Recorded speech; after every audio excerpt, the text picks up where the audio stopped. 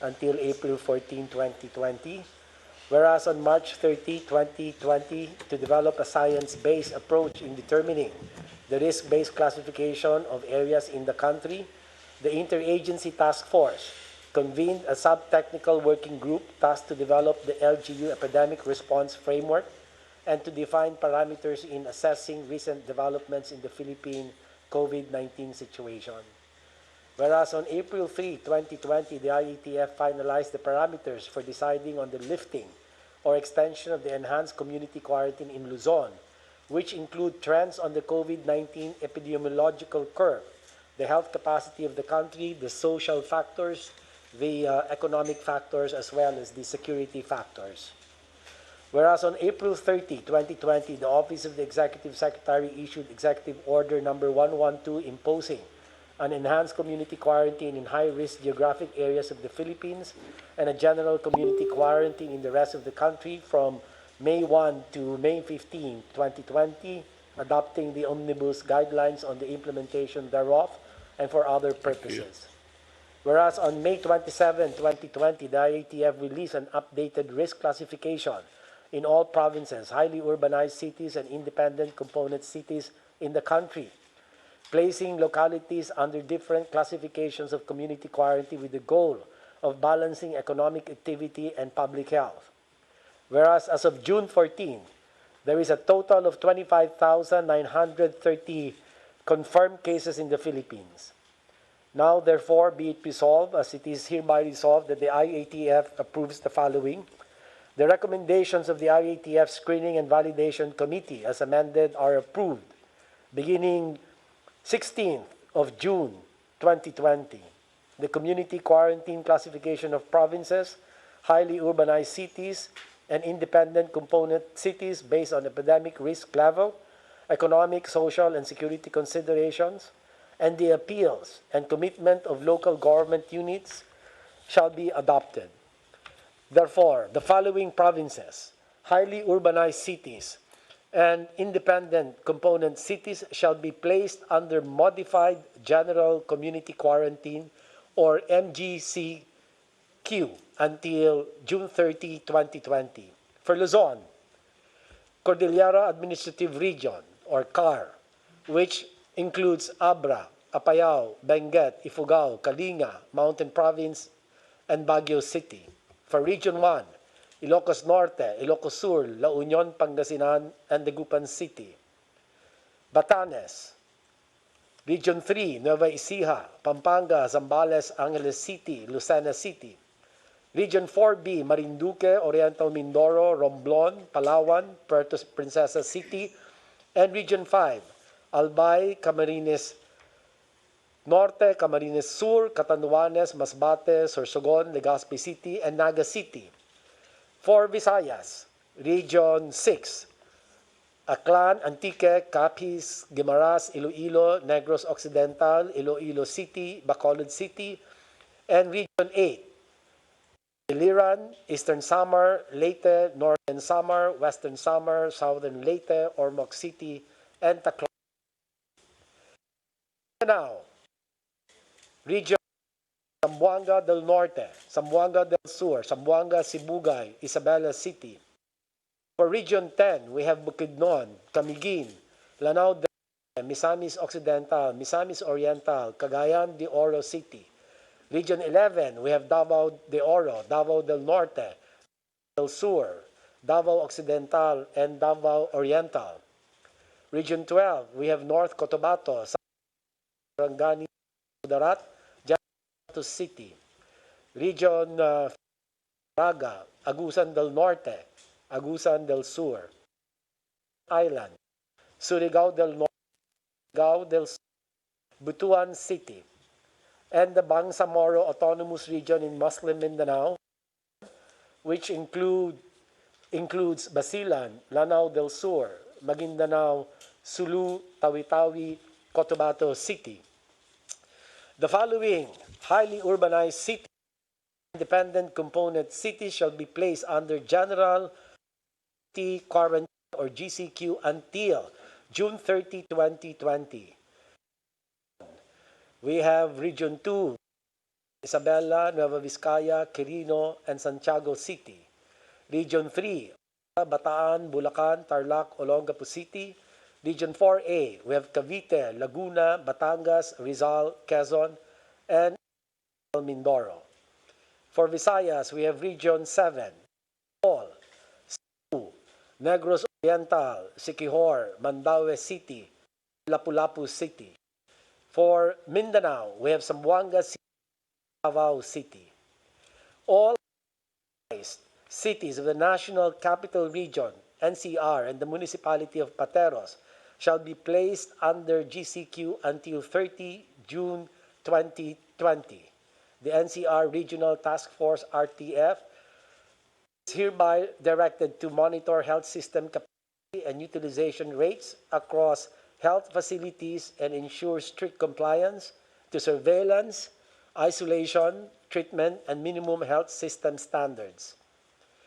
Due to the increasing number of new cases and widespread community transmission in majority of barangays in the city, as well as the consistent case doubling time of less than 7 days and significant increase in critical care utilization against critical care capacity, Cebu City shall be placed under enhanced community quarantine. This is the recommendation, Mr. President, for Cebu City to be escalated back to ECQ. For the same reasons, Talisay City, a component city under the province of Cebu, shall be placed under modified enhanced community quarantine or MECQ until June 30, 2020. All provinces, highly urbanized cities, and independent component cities are directed to observe the strict enforcement of the following measures. Minimum public health standards, especially uniform implementation in high-risk areas, such as healthcare settings, wet markets, supermarkets, government and workplaces, among others. Localized community quarantine in priority critical areas with community transmission with concurrence of the RIATF. Immediate facility-based isolation of all returning citizens, suspect, and probable cases. Scaling up of local health system capacity, especially for community isolation and critical care, including dedicated mechanical ventilators, ICU, isolation and ward beds for COVID-19 cases. And last but not least, submission of complete and accurate data through COVID Kaya and DOH Data Collect. The regional COVID special teams, in cooperation with the regional task force, are directed to A. Oversee and assist surveillance monitoring and contact tracing of suspect and probable cases with full mobilization of composite teams in areas with continuous transmission. Develop a ground operations plan to urgently execute control and public health measures in the next 2 weeks. Sir, Mr. President, this IATF has been approved during the 46th Interagency Task Force meeting today, as reflected in the minutes of the meeting held 15th of June 2020 via video conference. So these are signed by the chair of IETF and the co-chair, Secretary Carlo Alexi B. Nograles. Thank you, Mr. President. We will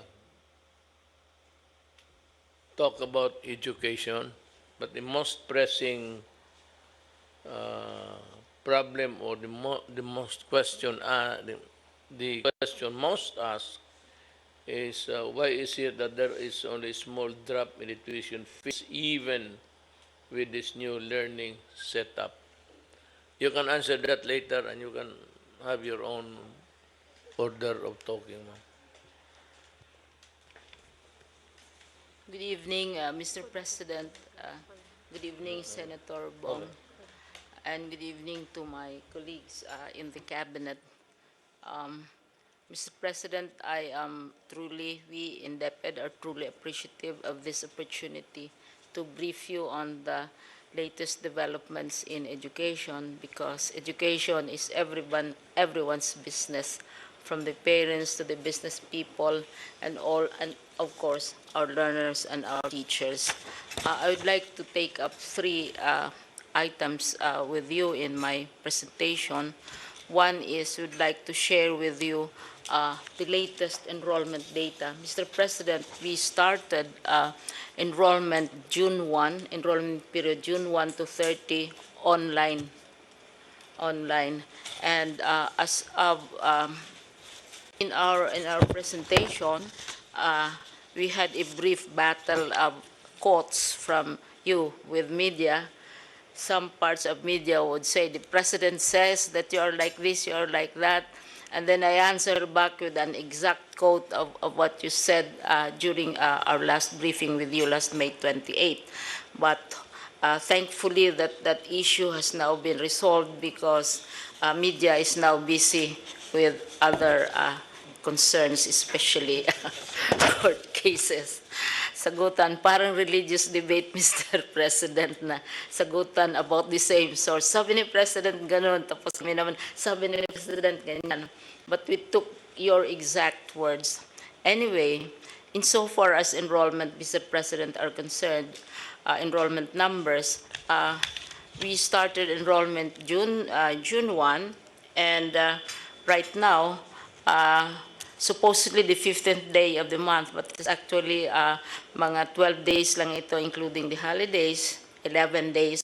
It's already 10,654,795 learners, 10.6 million enrolling online with their parents, because we are not allowing any physical enrollment. The highest, of course, is ang highest is region 4A, and then you have region 3 and region 4.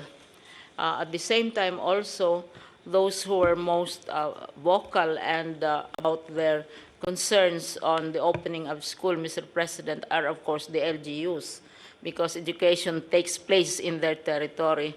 So now LGU support has been coming in, and every day we get messages of support from local government units, because we have been aggressively informing them of what our learning continuity program is about. Many assume, Mr. President, pag sabi mong opening ng school year, therefore it is face-to-face. And we have been saying that since May 8, pero it takes time for the idea to sink in, because usually pag opening ng school, we always think face-to-face or in-person enrollment. So we have an increasing number of local government support already. And also with the approval, the consent of the ILG Secretary, we met with 10 associations or leagues of local government in the Philippines, including League of Provinces, League of Cities, League of Municipalities, Liga ng Barangay, League of Vice Governors, board members, etc. And we met with them for 5 hours, Mr. President, and answered their concerns about what this enrollment is all about. Mr. President, we also have, since May, we have April, we already started a roadmap, because we had to select or identify a date, Mr. President, because we cannot keep people hanging. We have to have a target, we have to have a goal in view of all these developments. So as early as several months ago, we already consulted. We consulted nearly 800,000 respondents as to what is the appropriate date and what they would prefer. And August consistently came out, because it's the closest to what the law says.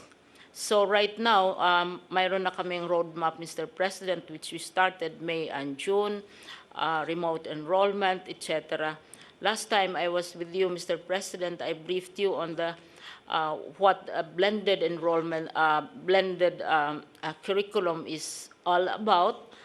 First, it can be through a ICT platform, By the way, questions were raised as to why did we not use the UNICEF platform? Because UNICEF developed platform for other countries.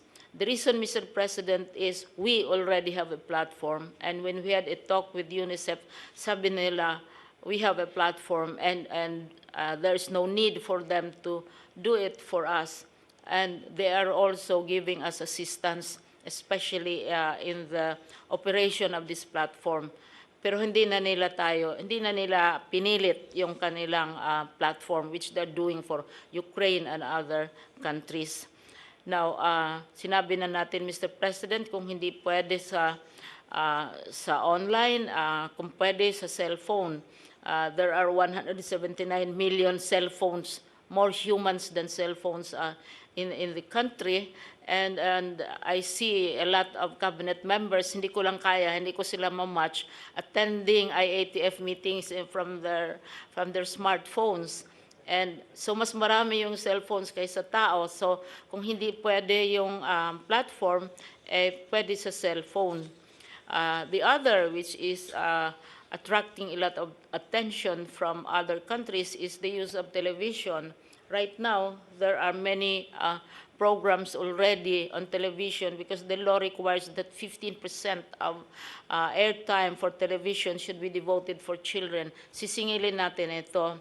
So, all these possibilities, pero talagang kung wala talaga, Mr. President, walang internet, walang cellphone, walang TV, walang radio, yun sinasabi nating IBM that it's better manual. So we are producing also learning modules, but the children should not be going out to get the learning modules. This is where, Mr. President, kaya we are going to work very closely with local government units kasi yung mga barangay sa kanilang kiosk, sa kanilang where their offices are, doon i-deposit learning modules. Pipick upin ng parents, maybe kasi usually we allow one member of the family to go out, pick upin ng parents, and then in the afternoon, kung ano homework nila, ang teachers naman ang mag-pick up, i-correct. So, it will be a relay of materials. Kung talagang hanggang manual lang ang makayanan ng isang local government or isang school. So, ito, Mr. President, what is new? Everybody talks new normal. But what we are suggesting, Mr. President, is not really new. Because it has been there since the 1800s, like the radio. What is new is that we are placing the emphasis that we are placing on these alternative technologies because we agree with you that we should not be allowing our children to go to school or our teachers to go to school at this time until it is absolutely safe for them. But they can continue learning, Mr. President. So, yun na ang mga ibang mga ginagawa namin, yung pag-upskill ng teachers as well as the students themselves. So, the next and the last, of course, is the financing part. This is where would really be seeking your support in matters where we need to we need equipment or we have to. We are negotiating with the two telcos, Mr. President, na ililibre nila yung paggamit ng kanilang facilities. I just talked with one of them. And at the regional level, the regional directors are also negotiating with the local radio stations na so that we can reduce the costs. So we hope, and what we are asking, Mr. President, is ang appeal namin to allow us to continue our preparations based on the roadmap kasi target namin August 24, no face-to-face on August 24 opening, to allow us to continue our preparations kasi nakabuelo na kami, Mr. President, if suddenly we pull to a stop, then baka madapa kami. Kasi we are moving very, very fast and I'm checking with the regional directors every other day. And we will be providing you with readiness updates. And lastly, Mr. President, I would like to end my brief, kasi nandito naman ang details which your staff can study in detail. Ang sabi ni John Michael Greer, the future is under no obligation to wait patiently while we get ready. The future will not wait, and we don't want our children to wait and be left behind. Thank you, Mr. President, for all the years of support, unstinting and questioning. Full support. Thank you, Mr. President. Thank you, ma'am. It was an excellent report. Actually, you just reiterated the things that well, you made it clear this time. That is what we always meant when we said all those things in the past. I'd like to call on General Galvez to do his report. Sir, we go around around the Philippines, and we were able to visit Cebu, and also we look around on the different hospitals. Based on the report of Secretary Vince Dizon, he had a meeting this afternoon.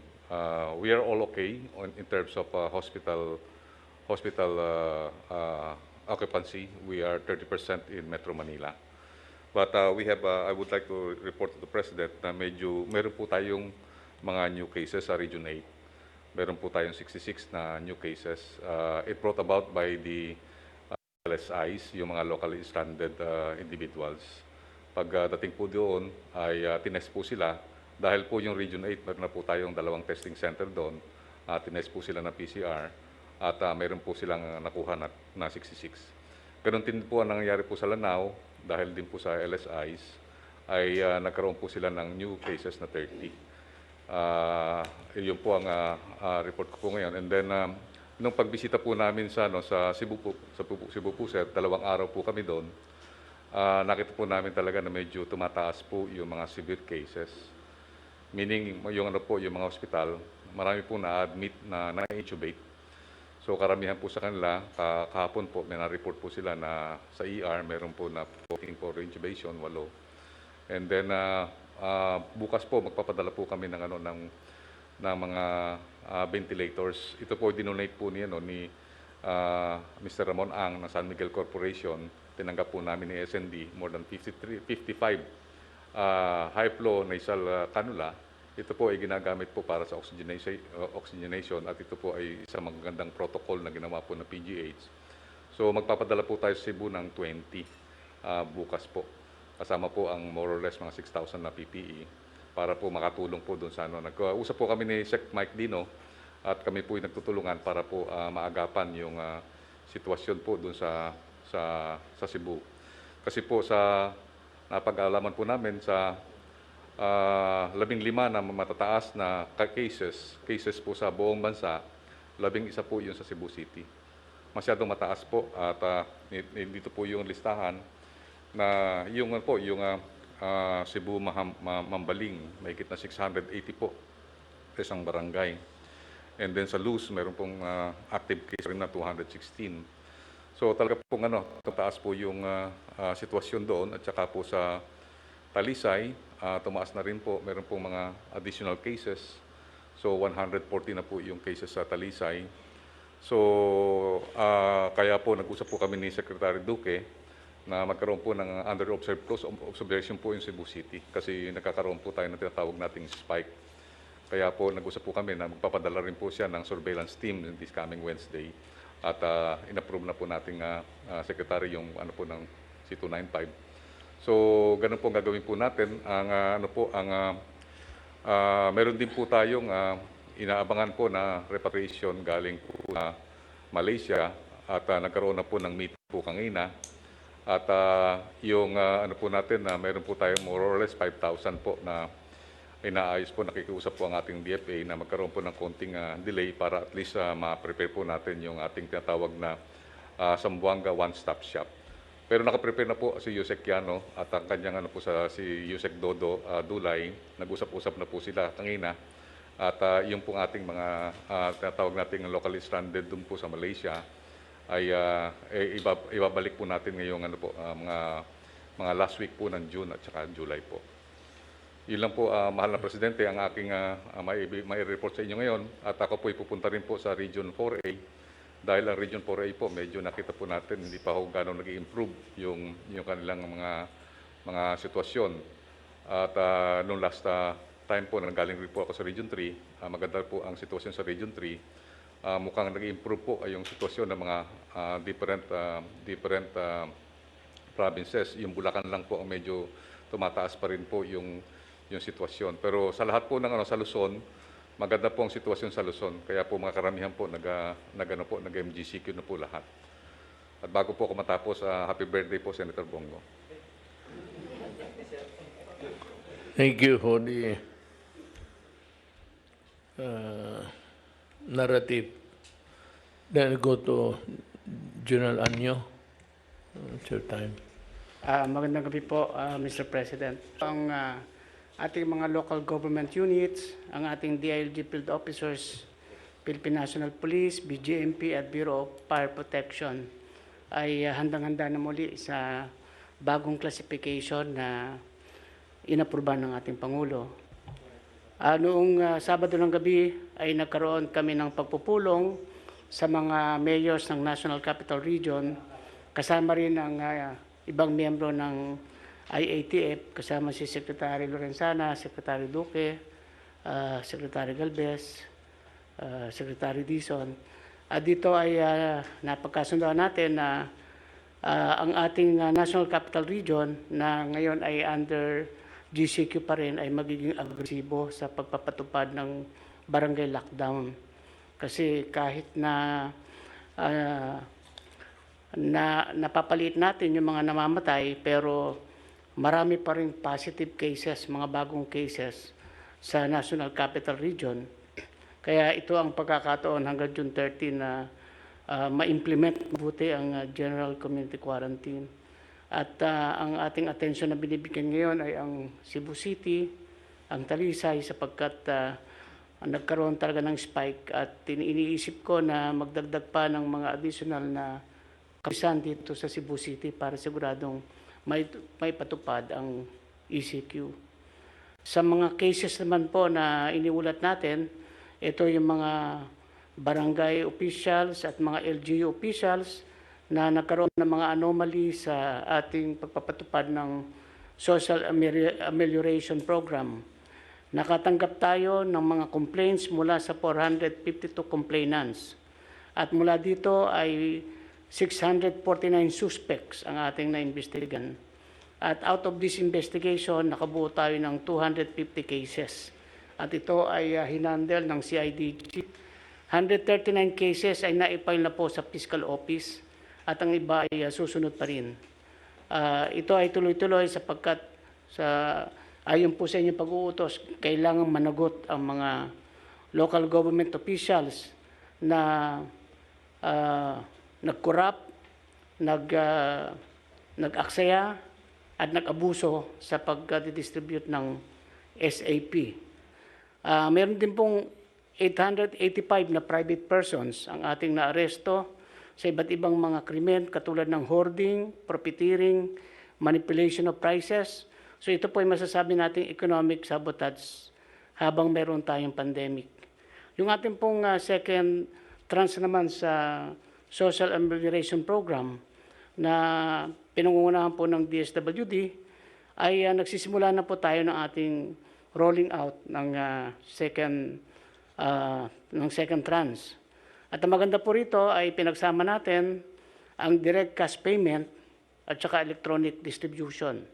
Bank-to-bank transfer, money transfer, digital wallet cards. So, mas mapapabilis po. At tutulong din po yung AAP at PNP sa pagdidistribute. Doon po sa mga na-left out, nakapag-account na tayo ng 4,269,458 families. So, yun lang po ang ulat na maibibigay ko, Mr. President. Salamat po. Salamat, General Anyo. General Lorenzana will give his... Magandang gabi, Ginoong Presidente. Kunti lang po itong report ko, parang update lang po ito ng mga ating campaign against COVID. Yung ating sitwasyon ngayon ay meron tayong 25,930 total cases. Mula rito, meron tayong recovery na 5,054. Ang natitirang active cases ay 18,888. Dito ay 18,412 yung mild o 97.4%. Asymptomatic 398. Yung critical ay 17 lang po, Mr. President. Ang ating mga namatay ay 1,088. Itong nakaraang 14 na araw ng Hunyo ay 10 lang kada araw ang namamatay. So, maganda po yung ating data. Dito naman po sa mga returning overseas Filipinos ay mula nung ito po ang total of 50,105 na yung ating na-repatriate sa kanilang mga probinsya. Mula 25 May hanggang June 14 ay meron tayong 41,000 na naibalik sa mga probinsya nila. Anong May 15 to 24 ay 8,922. So, ay tuloy-tuloy pa rin po, Mr. President, yung ating pag-repatriate at pagtanggap na ng mga OFWs na galing sa ibang bansa. At ang target natin ay hindi dapat magtagal ng limang araw at sila ay may repatriate na. So, yung Clark nung isang linggo, itong nakaraang linggo, ay nakapag-repatriate sila ng mga OFWs na galing sa ibang bansa sa loob lamang po ng 3 araw. Yun lang po, Mr. President. Thank you. We will call now the Press Secretary to sum up all his report. Yes, sir. Maraming salamat, Mr. President. Ngayon po ay naaprubahan niyo na po ang recommended na mga klasifikasyon ng iba't ibang mga riyon at syudad dito po sa ating Pilipinas. Ang pinakamataas pong classification na ECQ ay may impose po sa syudad ng city. Ang modified ECQ po ay may impose sa Talisay City. Ang Metro Manila po, kasama po ang karamihan ng mga lugar po sa Central Luzon ay mapapabahagi po sa GCQ. Ito po ang Metro Manila sa Region 2, Region 3 at 4A. Sa Visayas po, ang mga nasa GCQ pa rin ay ang Region 7, kasamang Bohol, Province of Cebu, Negros Oriental, Siquijor, Mandawi City, Lapu-Lapu City, at sa Mindanao po ay Zamboanga City and Davao City. So ang pinagbasihan po ng ating IATF ay yung tinatawag na case doubling rate at saka yung critical care capacity po. At as explained po by our Secretary of Health, yung mga lugar po na binalik sa ECQ at sa MECQ ay masyado pa pong mataas ang case doubling rate at nasa danger zone din po ang kanilang critical care capacity. Ang ibig sabihin po nito, wala masyadong magbabago dito po sa Metro Manila at sa iba pang parte ng Luzon na nasa GCQ. Bagamat karamihan po ng probinsya natin ngayon sa buong Pilipinas ay nasa modified GCQ na. Ganun pa man din na Mr. President, meron pa rin po tayong mga community quarantine sa buong Pilipinas. Hindi pa po tapos ang banta ng COVID-19 dahil wala pa pong bakuna at wala pa pong sakit. At pinaalalahan po natin ang ating mga kababayan na habang wala pa pong bakuna at wala pang gamot, kinakailangan manatiling malusog, social distancing, wearing of mask, paghuhugas po ng kamay. Salamat po.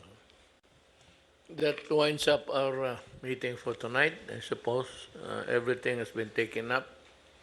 Everybody has had his chance to air his opinion and of course the corresponding rules that they had enforced. Mga kababayan ko, meron tayong isang tanong na gustong malaman ng halos lahat. Ito yung on why there is only a small drop in tuition fees despite there being no face-to-face classes. Nasagot na ni yan, and they may come up with the expanded explanation to the press para malaman ng lahat. As announced, schools will open on August 24, but there is still no face-to-face sessions until we get a vaccine. Because ang iposta mo dyan, in your desire to resume classes, ang kapalit niyan is really, the COVID is still here. Nandyan pa yung, hindi lang pa umabot pa sa iyo. Instead, we will follow a blended learning approach. Part of this learning strategy is distance and online learning using communications, technology, and digital devices. Now, for the far-flung areas, meron siyang,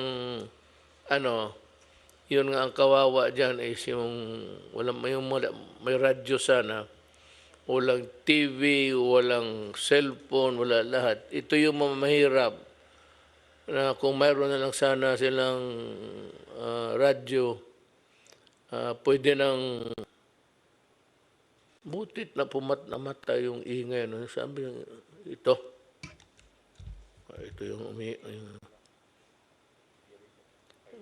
yung air prisoner para hindi kami magka-COVID. Problema nito, baka pag-uwi namin, chill na kami.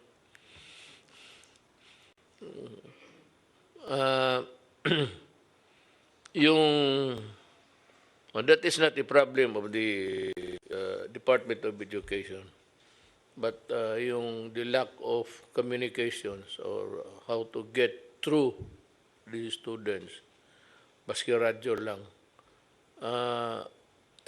Ang radyo ngayon is hindi naman mahal.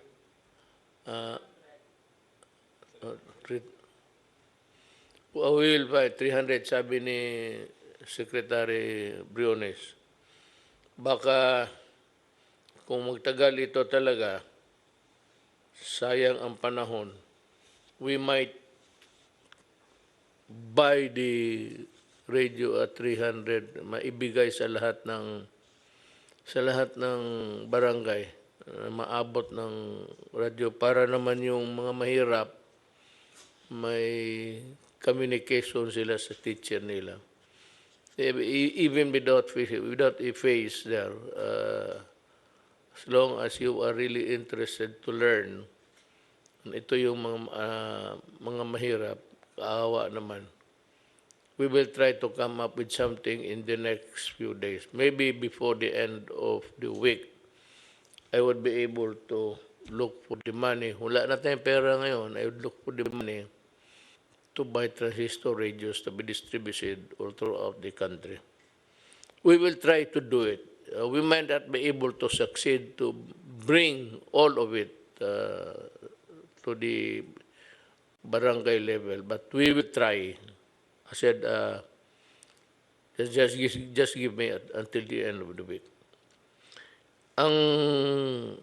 The battle of sa COVID is not over. Sabi ko, nandyan pa yung germ na yan at hindi nawawala. Depende lang. Arami na. Dito ang tinatamaan, it's about 26. It's still, I cannot say it's second wave because it is still increasing sa infected, tapos ang namatay is 1,000. Although what is very heartening is the recovery, which is about 6,252. It's a good record compared to the other countries. I don't know if it has something to do with wala. Ang diferensya sa atin is weather. Maybe it's not too cold, or the germ is not really comfortable in hot places. We are gradually easing restrictions to make way for our economic viability as individuals and as a nation. But it does not mean that we will forget our minimum health standards. Ganito yan Hindi ko kayo mapigilan na lumabas. Hindi ko kayo mahuli lahat. ang problema niyan, pati yung mga bata, kung samahin ninyo, or you allow your children to go out when the place is not yet ready for them to be outside at nagkasakit, huwag ninyo kaming sisihin. Do not forget that we warned you about the grave consequences.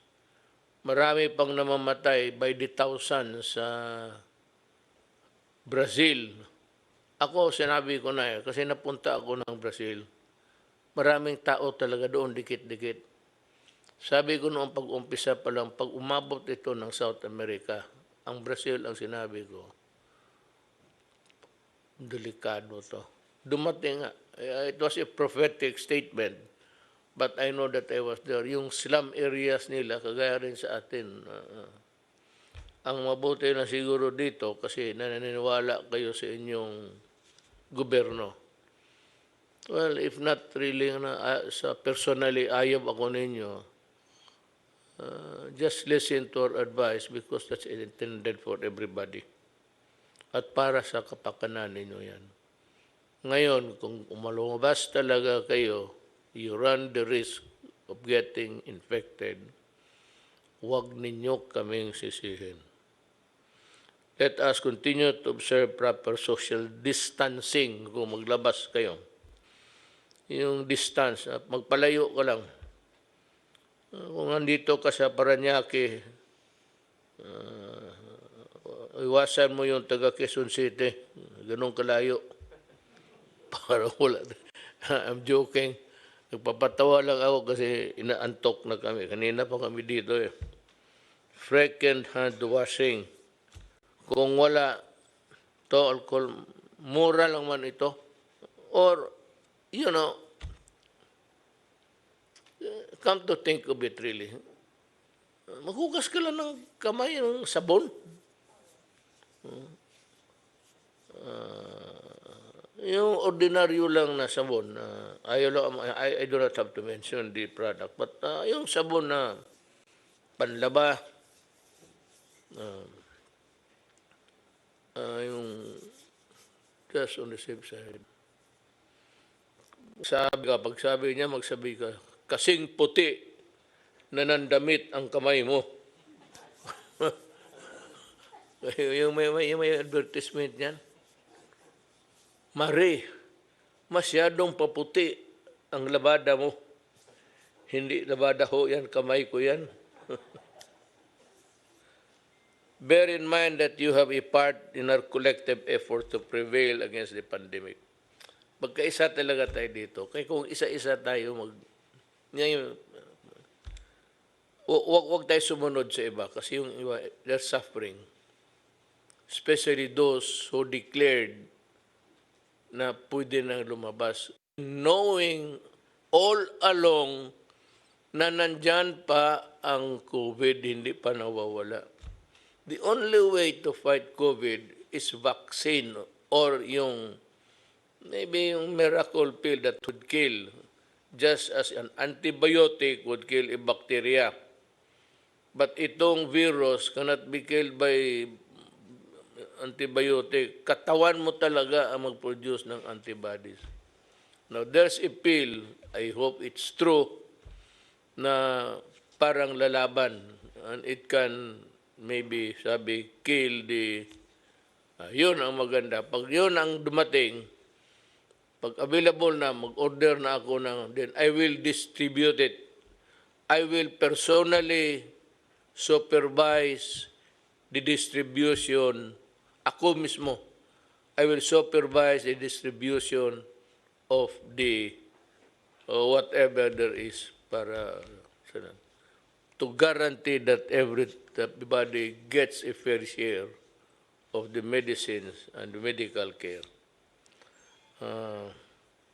With that, I would like to say daghang salamat sa inyong tanan.